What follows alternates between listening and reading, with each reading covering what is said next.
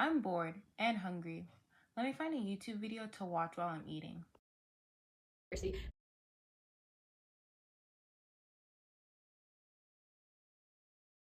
Hi guys, welcome back to my channel. I'm Dr. Sage, and today you'll be watching my therapy session with one of my patients, biodiversity. Make sure to like, subscribe, and hit that notification bell. Also, I'm doing a giveaway. I'm giving away 2 liters of oxygen, so make sure you comment down below. Welcome, biodiversity. How have you been feeling today? Honestly, Dr. Sage, it's been rough.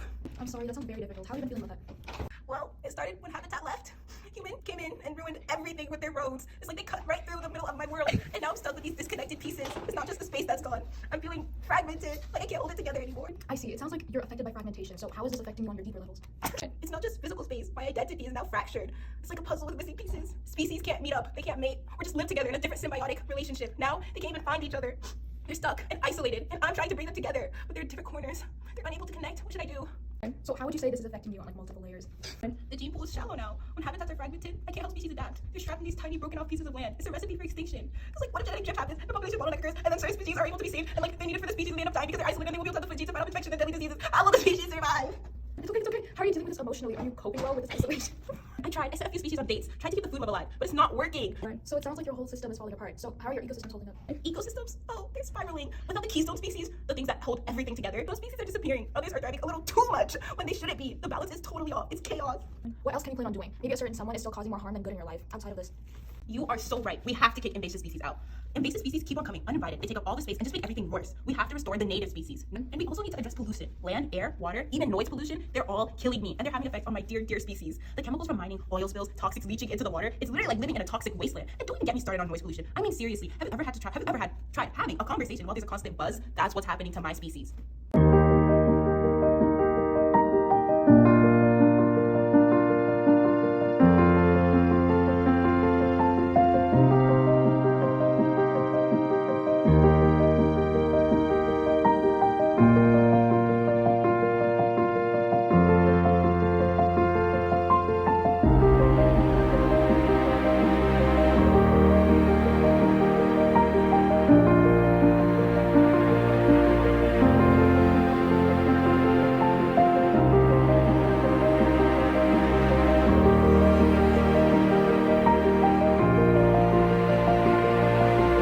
So you're asking humans to clean up their act?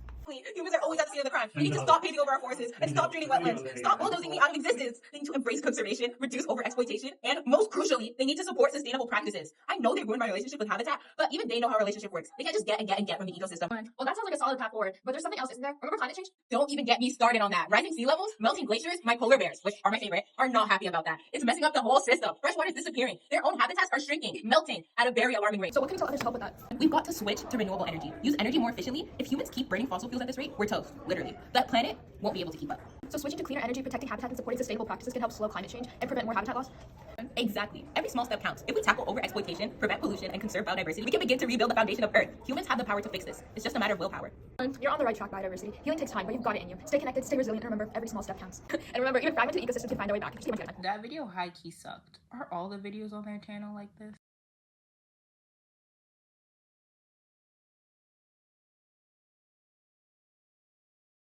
Maybe this next one's gonna be better. I mean, Shark Tank. It can't be that bad. Welcome to Shark Tank Eco Edition. Today, we've got our entrepreneur with a bold, eco-friendly idea to save the planet. Let's see if our investor is ready to back this world-changing solution. Let's meet our first entrepreneur.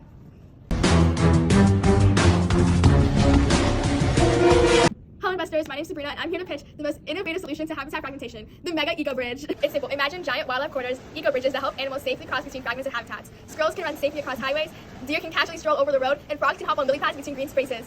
Biodiversity is essential. We need a variety of ecosystems for them to thrive, and fragmentation is like breaking up a relationship. Suddenly you've got separate pieces that don't work together anymore. No more heartbreak. Wait, you want to build mega bridges for animals to cross roads? Is that even possible or reasonable with minimal funding on a larger scale? Absolutely.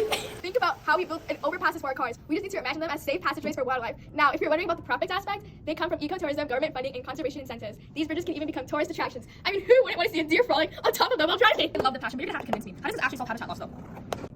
Great question. Habitat loss is one of the major drivers of biodiversity loss. Biodiversity, the variety of life forms, is what makes an ecosystem healthy. Without it, everything starts falling apart. This can be caused by human activities like habitat destruction, species introduction, pollution, and overexploitation. But if we can create safe spaces for animals to cross between their habitats, we can stop them from being isolated. And that means healthier, more resilient ecosystems. It's like matchmaking for the natural world. Biodiversity is key for survival, and without it, our ecosystems cannot thrive.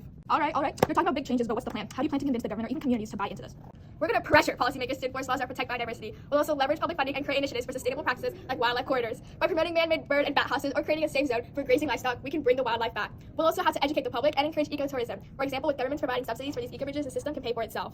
Okay, I see the bigger picture, but what about technology? Is there any way to use high-tech solutions to monitor and speed up these efforts? Yes, let me introduce you to biocarbon engineering, a game changer. We use drones to plant trees and monitor restoration efforts. These drones map the area and shoot biodegradable seed pods into the soils, allowing trees to grow 10 times faster and at a fraction of the cost. This is how we speed up regeneration and fight habitat fragmentation caused by human activities. It's tech and conservation combined.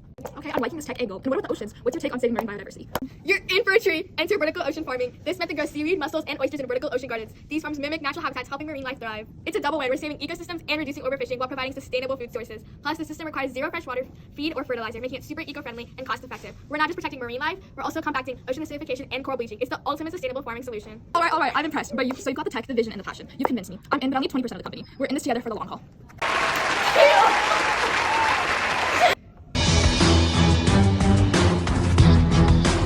What a deal. We got eco bridges, vertical ocean farming, and tech solutions all wrapped into one pitch. Who knew that saving the planet could be so profitable? Remember, folks, biodiversity isn't just essential for our survival. Without it, we risk everything we depend on. Join us next time on Shark Tank Eco Edition, where we continue to search for the next big solution to save our planet.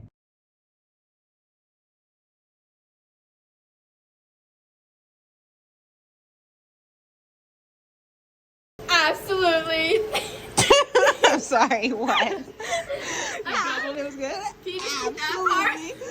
Absolutely. Some species aren't evolving at all, and some species are thriving too much. I accidentally said the wrong line. Okay.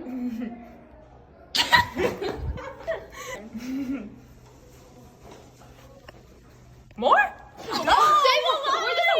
I thought you said chuckle.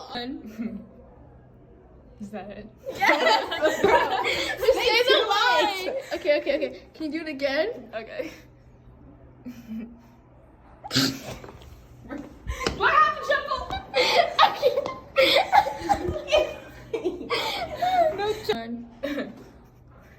I need to chuckle. Habitats and did I look at the camera? Oh wait, should I have my tissues? So it sounds like your whole ecosystem. Wait, no, sorry. She survived.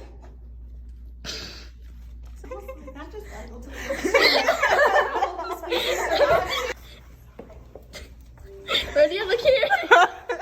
I tried. I sent a few species on dates, trying to keep the food web alive. Food web. What the heck? Dates, trying to keep the food web alive. Okay, sorry again. Food web. Species on dates, trying to keep the food web alive. What the heck? Golly. Wait, sorry. Okay. All right. Ma'am, I love the. Okay, you ready? Okay. Okay. Go! Why did you say go? Oh, I wouldn't want to see a deer frolic on top of them while driving. Bro, what am I saying? I love when deer frolic. It has an exclamation mark. I'm trying to make it sound like I actually like it. Absolutely.